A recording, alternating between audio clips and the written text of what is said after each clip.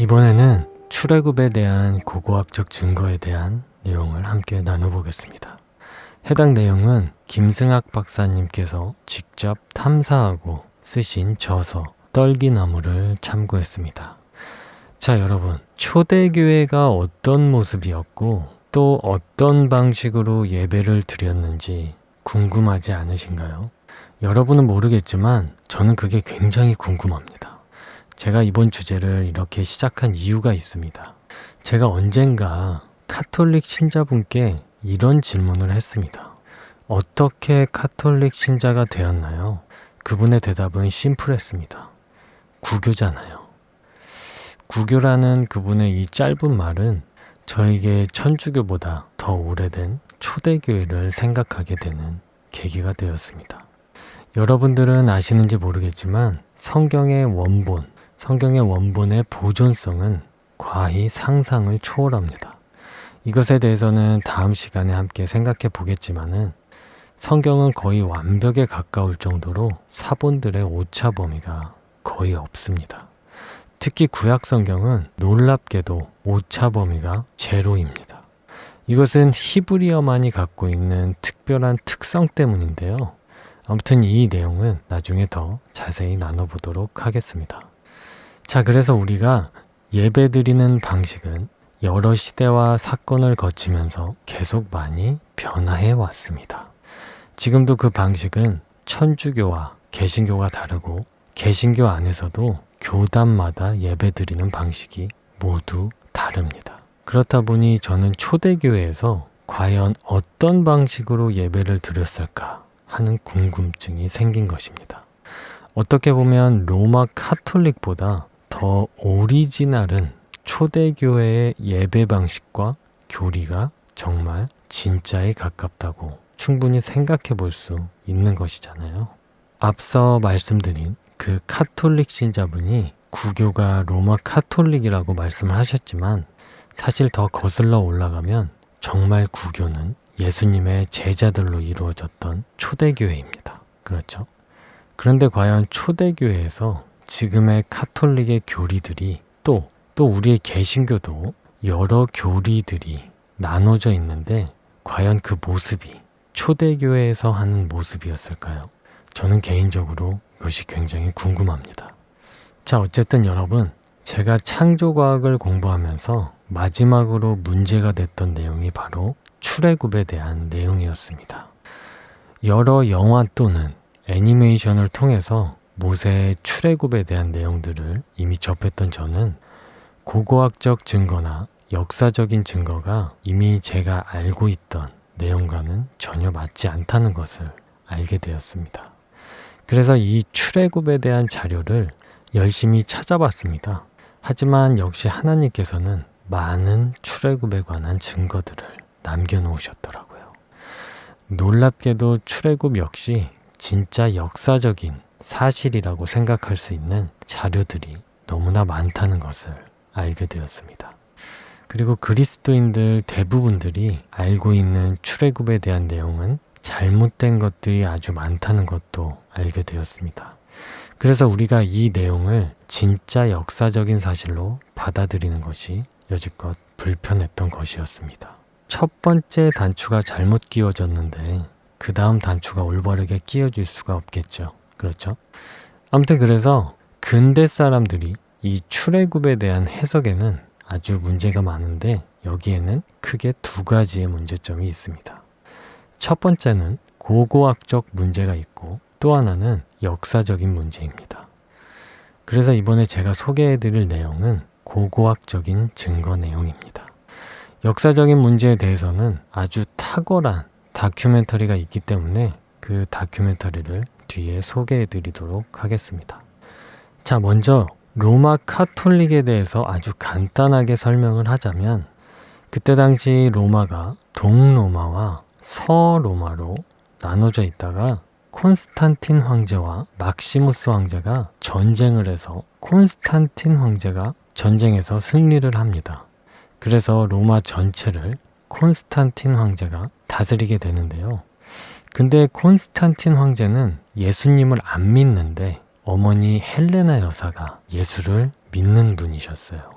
그래서 이 헬레나 여사가 아들 황제를 만날 때마다 아들에게 예수를 믿는 사람을 박해하지 말아 주십시오. 예수 믿는 사람을 풀어주십시오. 계속 이런 식으로 자신의 아들인 황제에게 호소를 한 것입니다. 그래서 AD 313년도에 로마의 기독교가 공인이 됩니다. 그렇게 로마 카톨릭이 시작됐다고 보고 있습니다. 그래서 로마 황제가 그리스도인들을 정치에 이용하면 좋겠다는 생각과 함께 원래 다신교 사상을 갖고 있던 로마의 기독교가 들어가게 된 것입니다.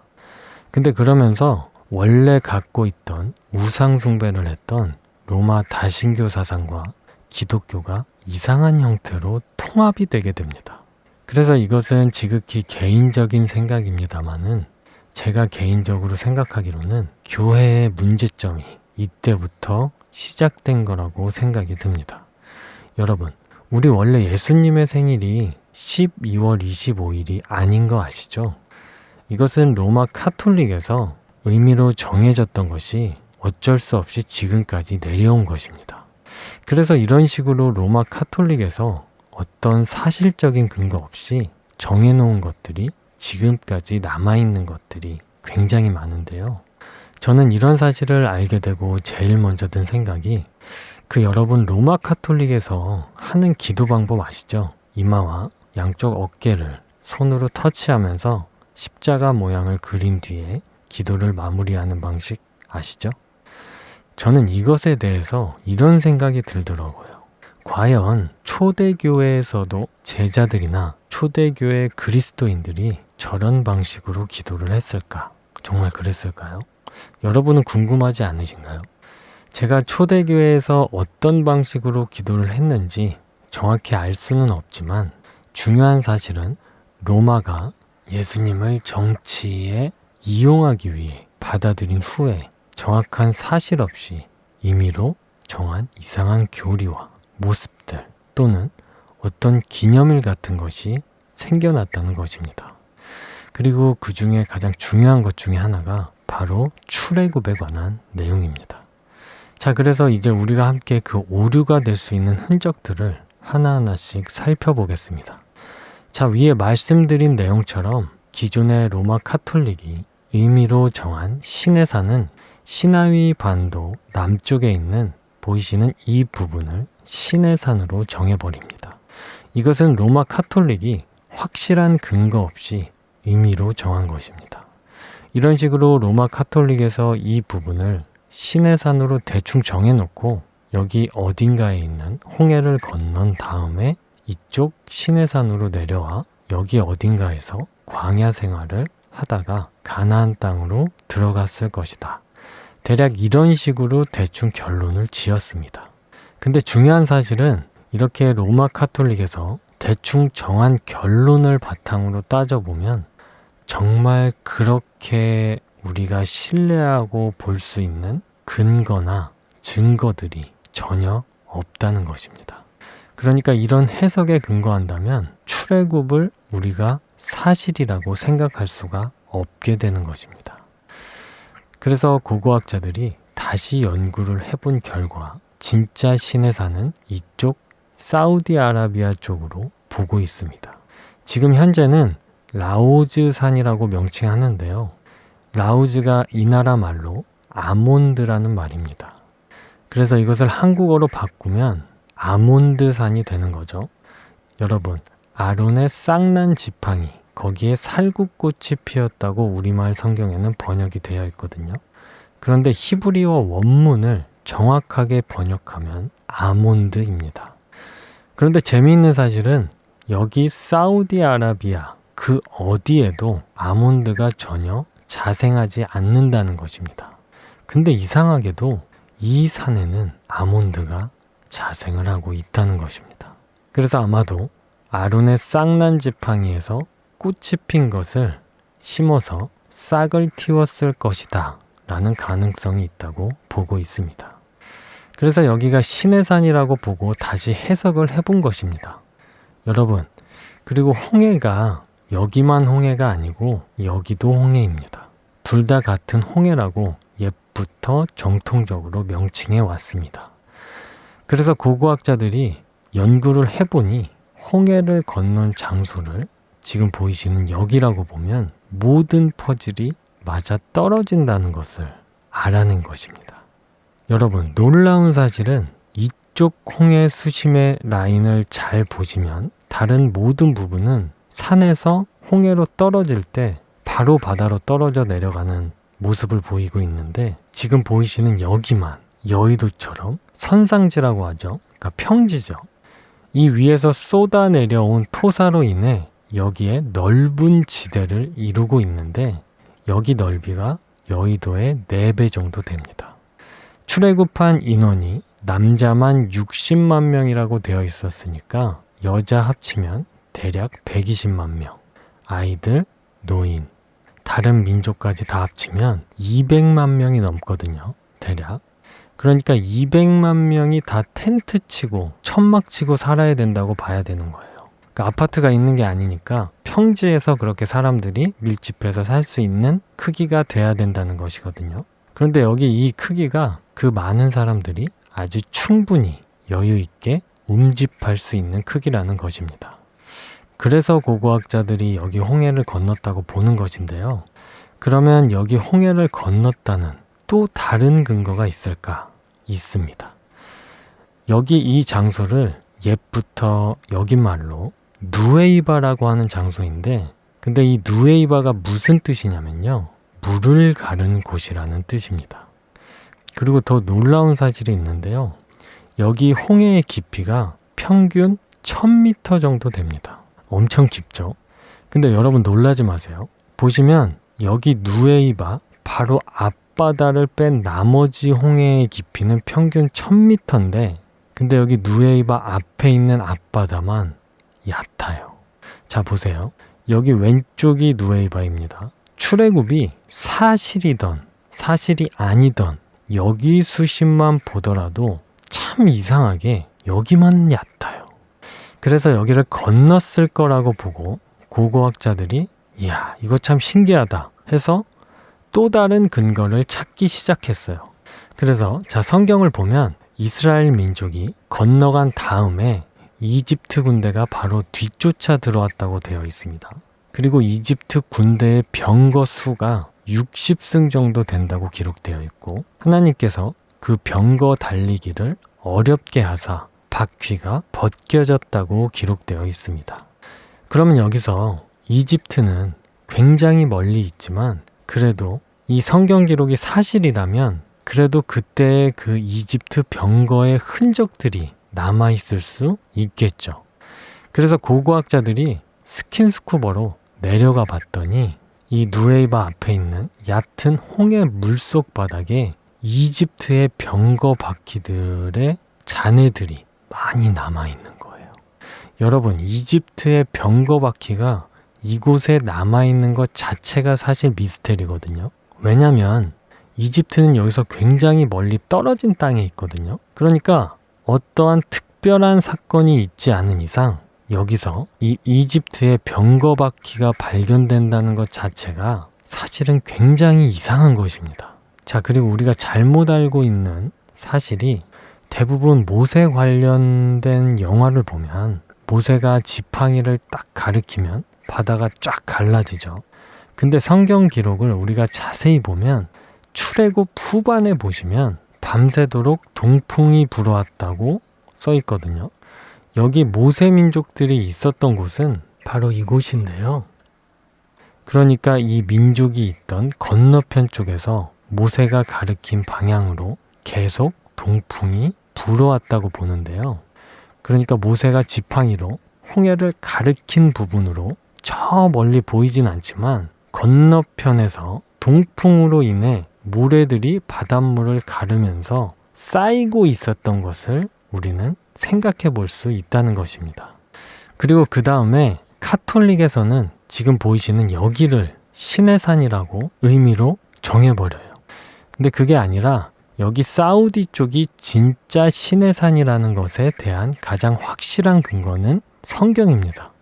그래서 성경을 자세히 봤더니 신의 산이 어디에 있다고 정확하게 써 있더라고요.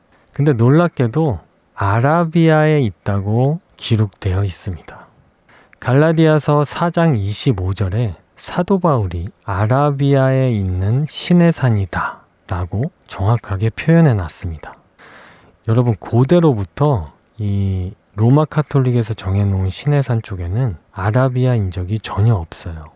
근데 놀랍게도 사도 바울이 말한 이쪽의 땅에는 아라비아 인적이 있는 거예요.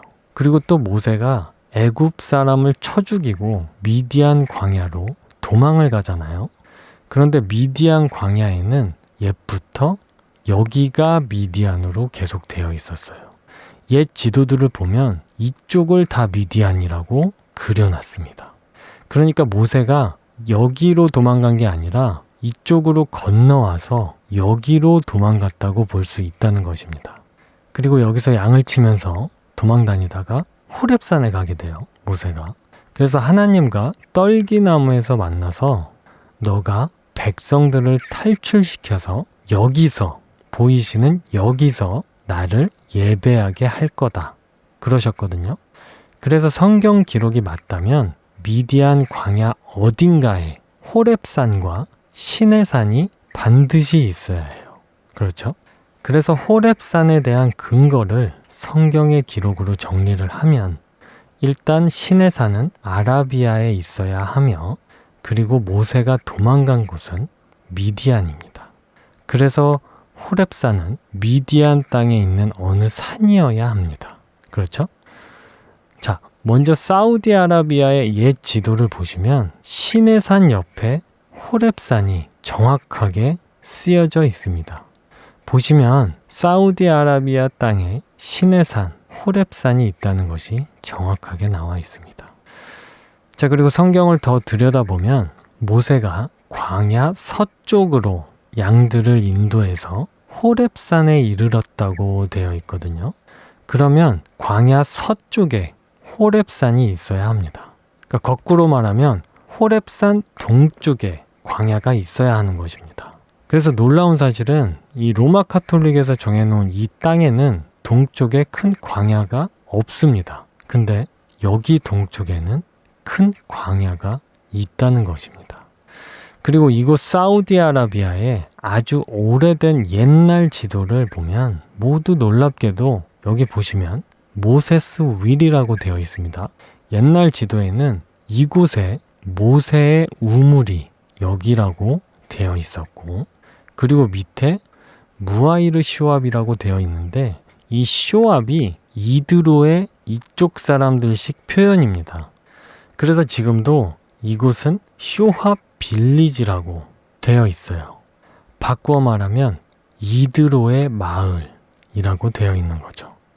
그래서 이 마을에 가면 거기 살고 있는 원로들이 그냥 당연한 듯이 여기가 이드로가 살던 곳이다 라고 말을 합니다.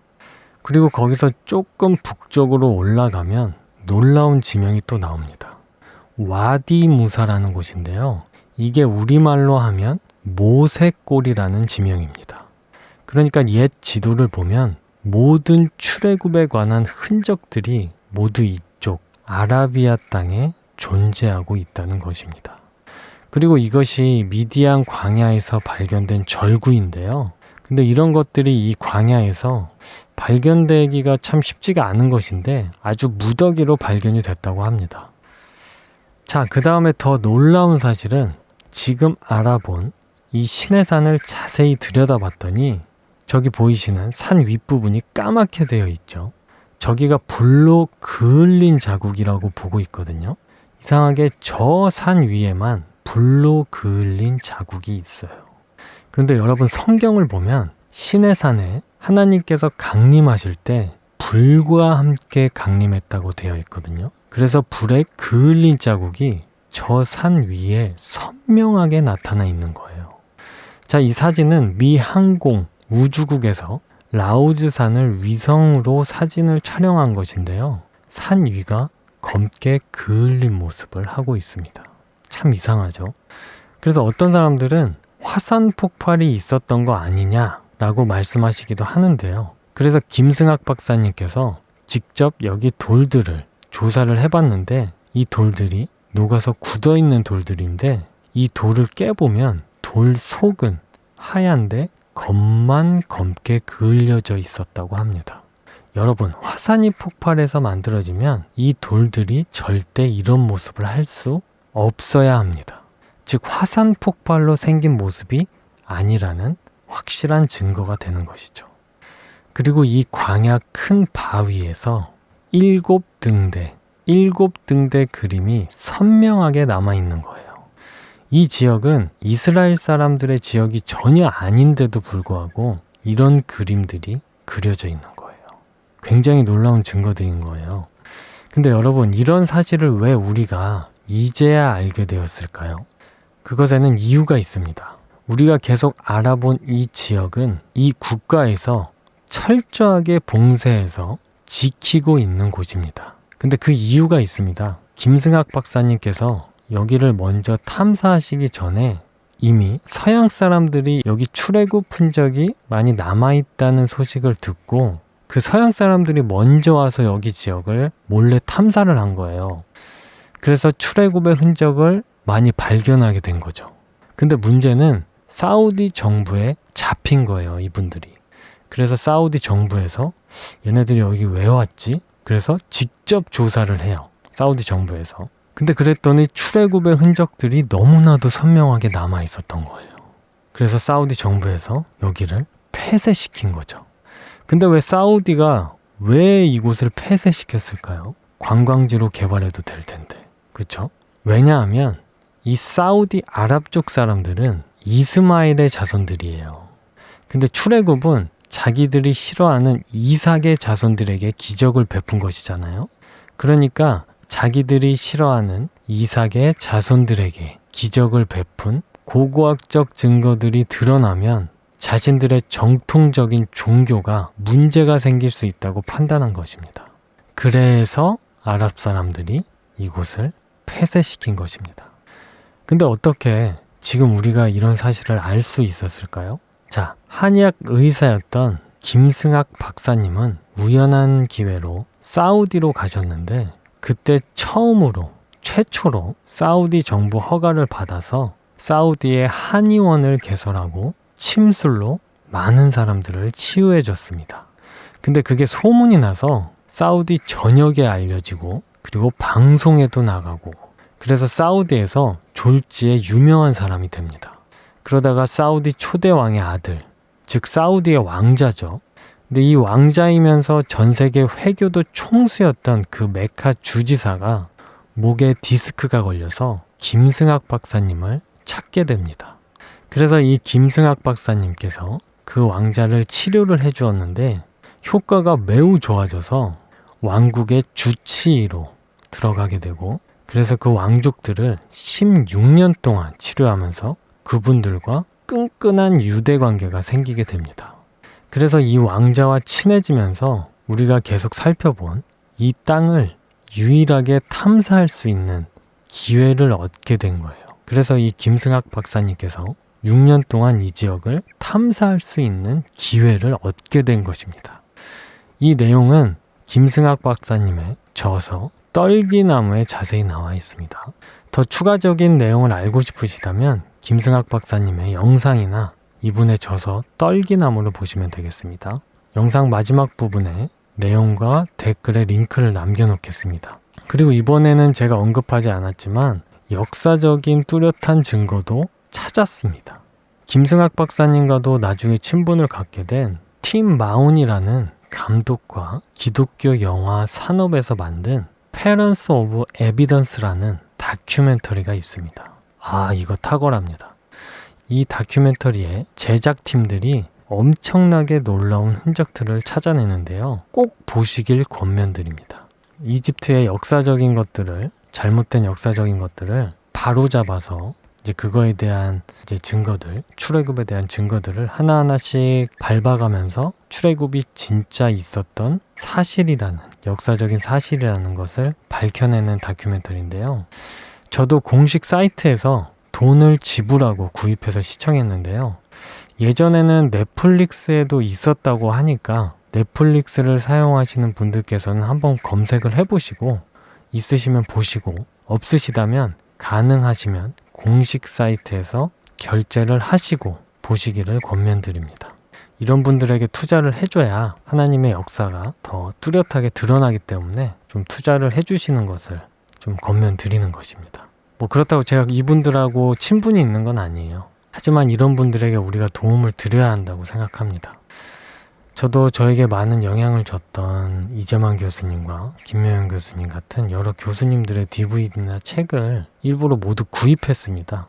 그리고 이분들과는 전혀 친분도 없습니다. 하지만 그럼에도 형편이 여의치 않으신 분들이 계시면 저에게 따로 이메일을 주시면 제가 직접 완벽한 한글 자막이 있는 파일을 보내드리겠습니다. 자, 그리고 한국 선교 역사기념관이라는 곳이 있는데 이곳에 가면 이 김승학 박사님께서 그때 수집한 많은 자료들이 여기에 전시가 되어 있다고 합니다. 코로나 사태가 조금 정리가 되시면 이곳에도 한번 가서 많은 자료들을 보시기를 권면드리겠습니다.